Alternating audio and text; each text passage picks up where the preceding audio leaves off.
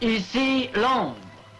Les dépêches de dernière heure concernant les débarquements alliés sur les côtes françaises annoncent que les Alliés y ont établi des têtes de pont et que de nombreuses troupes aéroportées sont descendues à l'arrière des lignes allemandes. Mes parents ne parlaient pas beaucoup, mais je voyais toujours papa qui avait une oreille sur la radio. Il écoutait Radio Londres. Et je voyais bien sa figure que ça allait, ça n'allait pas. Et on voyait bien, on ne parlait pas avec nos parents. On avait peur et on gardait ça en soi. On écoutait toujours le Radio Londres. C'est comme ça que, parce qu'autrement, oui, ça ne ratait pas. Hein. Tous les jours, on écoutait. Ici, Londres, les Français parlent au français. Je me souviens, moi, quand on dînait, c'était souvent moi qui avais la corvée. Je me mettais près de la fenêtre, au coin, et je mangeais avec mon assiette comme ça, parce qu'on avait toujours peur que les Allemands arrivent. Ils pouvaient arriver à n'importe quel moment chez nous. Hein. On allait écouter la radio chez le voisin, hein, alors il y avait des profs français parler au français. Et chaque jour, notre voix toute proche vous dit « Courage, on les aura, les Boches ». On les aura, les Boches.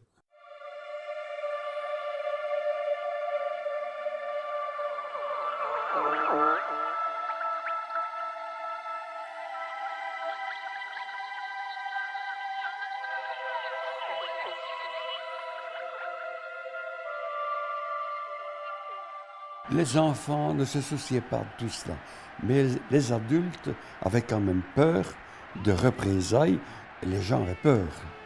C'est pour ça que papa, lui, avait fabriqué dans le fenil une cage en bois qu'il avait recouverte de paille et de foin, et dans laquelle il y avait un petit peu de vivres, de la nourriture, de l'eau, etc.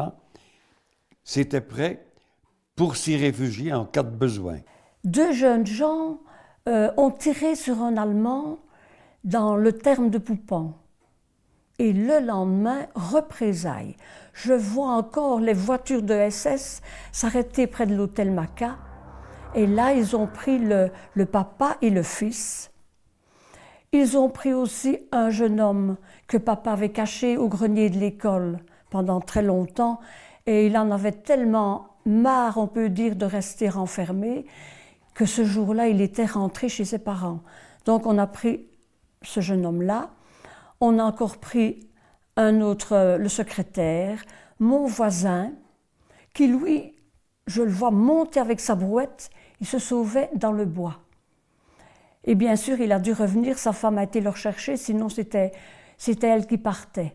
Donc tous les 5 sont partis en Allemagne. Et papa, je le vois descendre, je dis « Tu vas où, papa ?» Il avait changé de costume.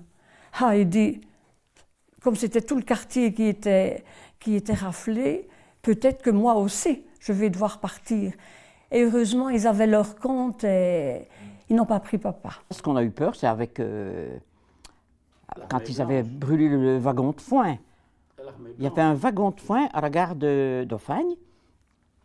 Donc, c'était même moi qui avais téléphoné, papa m'avait envoyé téléphoner au bourgmestre de Feilly pour dire qu'il fallait garder, parce qu'autrement, c'était dangereux si on venait.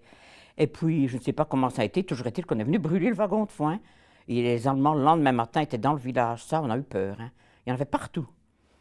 Et puis, ils sont arrivés ici, à la maison ici au coin. Ils ont vu qu'il y avait... C'est-à-dire qu'ils avaient ramassé des jeunes gens, plusieurs, dans un camion. Et il y en a un qui était luxembourgeois, qui était aussi caché avec ceux du village. Il a pris un couteau, coupé la toile à l'arrière du camion et il s'est sauvé. Il est rentré dans la maison ici à côté, juste là au coin, et les Allemands ont tiré. Et au travers de la porte, ils l'ont tué. Alors, ils ont cru qu'ils avaient celui qui avait brûlé le wagon, ils sont partis. On a été quittes comme ça.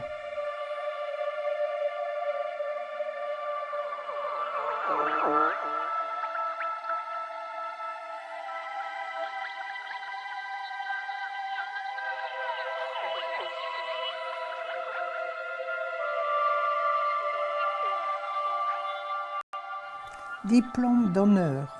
Le présent diplôme atteste qu'en sa séance du 16 janvier 2008, la commission d'hommage aux Justes des Nations, nommée par l'Institut commémoratif des martyrs et des héros Yad Vashem, sur la foi des témoignages recueillis par elle, a rendu hommage et décerné la médaille des Justes parmi les nations à Marcel Deloite, qui, au péril de sa vie, a sauvé des Juifs persécutés pendant la période de la Shoah en Europe. Son nom sera honoré à tout jamais, gravé sur le mur des Justes des Nations, au mémorial Yad Vashem à Jérusalem. Vous pouvez nous raconter l'histoire de cette petite fille juive qui a été hébergée chez vous? Ben oui, mais oui. Et papa, lui, c'était un homme, comment est-ce que je dis? Il disait toujours oui à tout. Même pendant la guerre, il y avait des gens de ville qui venaient chercher de la farine et tout ça. Et ma grand-mère disait, mais enfin, tu donnerais tout et t'en as 5. Pense que tu as 5 enfants, en fait. Alors, oui, à ce moment-là, l'abbé Brichot, donc, de Karlsbourg, avait demandé à papa pour prendre, qu'on cache une petite juive. Elle était de l'âge de mon frère, de Paul. Elle était née en 1931. Papa a dit oui tout de suite, lui. Et aussi, ma grand-mère disait, t'en as déjà 5 à nourrir. Enfin, elle l'a accepté, elle a été bien chez nous, elle le dit d'ailleurs. Elle allait à l'école avec mon frère au village. Elle est restée jusqu'à la fin de la guerre. Les parents étaient dans des fermes et le dimanche, souvent, ils venaient dîner à la maison. Alors, ils revoyaient leur fille. Ouais. Et ça aussi, c'était très courageux parce que c'était beaucoup de risques. Ah oui, beaucoup de risques. Et après, elle venait à la messe avec nous et elle n'allait jamais à la communion. Ça fait que j'ai demandé après la guerre, on n'a jamais entendu parler de rien. Je demande à une amie après la guerre, je dis, est-ce que vous saviez bien que c'était une juive? Ben oui, va, dit-elle. Tout le monde le savait bien, mais on a de la chance. On a eu de la chance.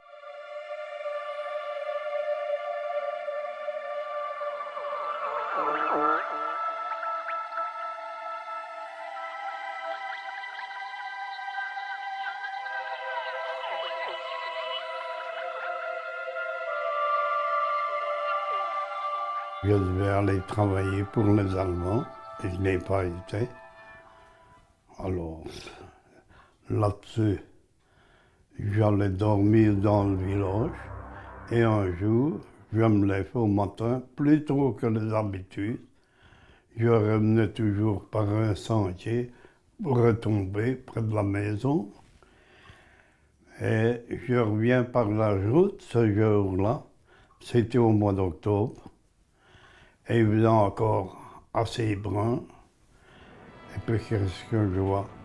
Des Allemands au devant de la cour, de la lumière partout chez nous. Ils m'ont arrêté. Ils m'ont crié après moi. Et je suis retourné sur eux, sur lui. Et alors, ils m'ont demandé mes papiers.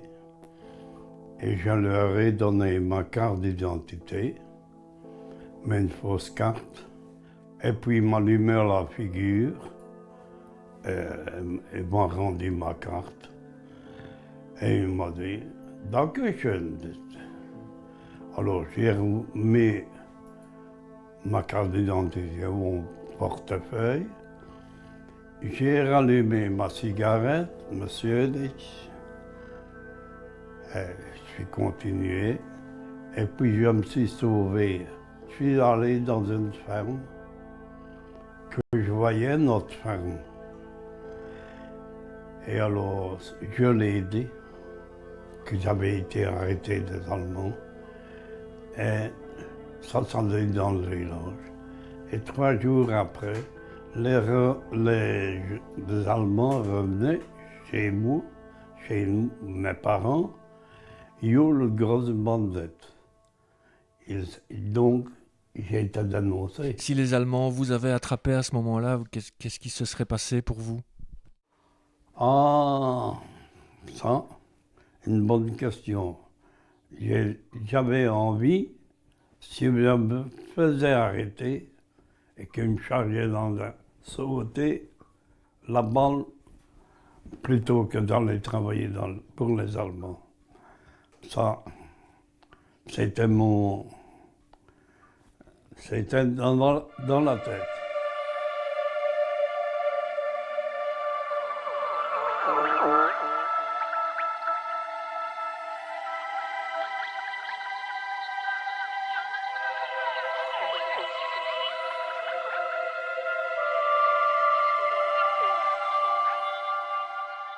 J'avais été appelé à la Berbestel à Arlon. Hein, j'avais eu un sursis d'1 an. Et alors la deuxième fois, je ne m'y suis pas représenté parce qu'on savait bien qu'ils envoyaient facilement les jeunes gens en Allemagne. Hein. Alors j'ai été en rapport déjà à ce moment-là avec Nestor de Pierreux, mon beau-frère, qui lui faisait déjà partie de la résistance, il était recruteur. Et travaillait avec Jean-Gustin Dumoulin de Grosfay. Alors, je me suis trouvé chez lui une fois que j'étais là, et ils m'ont demandé si je voulais faire partie de la résistance, et j'ai accepté. Nous n'avons pas su entrer directement dans les camps, parce qu'il y avait une question de nourriture, d'intendance là-dedans. Hein. Il ne fallait pas qu'il y ait trop de monde dans les camps à ce moment-là, parce que le ravitaillement ne suivait pas et les armes ne suivaient pas non plus. Alors, la journée, on partait le matin, j'allais travailler dans des bois avec un copain, André Jacques. Là. On travaillait notamment au bas de radeau, et le soir, on rentrait. J'ai été contrôlé la première année par les collaborateurs, les policiers belges, disons, de la Gestapo. Là. Hein? Mais là, à ce moment-là, ce jour-là, j'avais encore mon certificat, mon Deutschschweiz qui était valable. Mais alors, la deuxième fois, ça, nous l'avons échappé une fois avec André Jacques.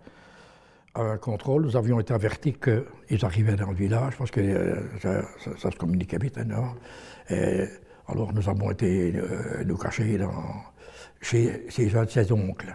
Il laissait toujours une échelle dehors, ça donnait accès à son fenil. Et c'est là que nous avions tout caché, on retirait l'échelle et on restait là jusqu'au moment où tout était porté. Comment s'est passé pour vous le moment où vous êtes entré dans la résistance ou dans le maquis? Ça s'est fait comment pour vous, ça? Eh bien, c'était en 1940.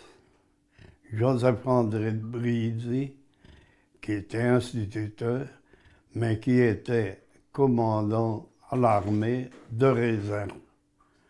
Il allait faire des camps, souvent, et qui nous avait déjà parlé, à moi et mon frère, c'est en cas. Alors, on ne comprenait pas ce qu'il voulait nous dire. Et alors, c'est lui qui m'a embrigadé dans l'armée secrète, à l'AS. Et on est parti, c'était au mois de septembre, je crois. J'ai été sur le bois Saint-Jean. Là, j'ai été au parachutage. Au départ, c'était plutôt des renseignements. Là, on demandait de prendre contact avec les postiers, les cheminots, etc., qui nous communiquaient des renseignements que je fournissais à mon beau-frère, qui lui les faisait parvenir au moulin de Grosfay, chez Gustin, et c'était un facteur qui portait les courriers. Alors il y a M. l'abbé Brichot qui était aumônier chez les frères, qui avait demandé à papa s'il voudrait bien que j'aille porter des plis pour la résistance. Alors papa a dit oui, alors c'est moi qui suis allée, la plus jeune, ma foi. Et J'allais à Casbourg. Et c'est un monsieur d'Orgeau qui m'apportait les plis dans le guidon de sa moto. Et puis alors je partais, je devais aller chez mademoiselle Jacques à Grète, à la gare de Grète. J'y étais quelques fois. Vous cachiez les messages dans votre vélo? Non, dans ma gaine. Oui. C'était dangereux de faire ça? Ah ben oui, c'était dangereux. Une fois en y allant, comme ça je me souviens, je montais toujours Carsbourg, mon idée, puis la gare de Grète. Je vois 2 Allemands avec les fusils. Et il y avait un monsieur qui était... Oh mon Dieu, que je dis, qu'est-ce que... Je m'apprête, parce que j'avais un sac avec un livre de mathématiques et un cahier. Alors je dis, s'il me demande quelque chose, je dirai, je vais suivre des cours de maths chez mademoiselle Jacques à Grète. Mais ils m'ont fait signe bonjour, ils ne m'ont pas arrêté. J'ai fait ça comme ça, naturellement. Vous savez, j'avais... Qu'est-ce que j'avais à ce moment-là? Je ne sais plus, moi. À 43. Je suis né en 27. Parce qu'il faut du courage quand même pour... Ah ben oui, oui. Les papas disaient toujours, Noémie, c'est une courageuse. Faut pas que je dise ça parce que c'est vanté.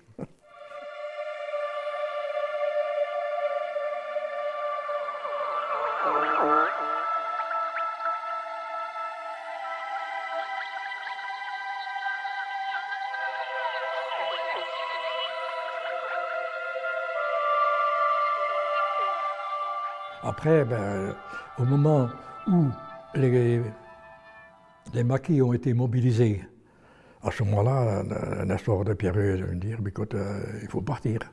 Alors on était pour partir. Vous êtes parti où? Au camp des Houpettes. C'était un camp qui se situait entre Oisy, dans le bois du Jumet, entre Oisy et Vivy, tout dans ce coin-là.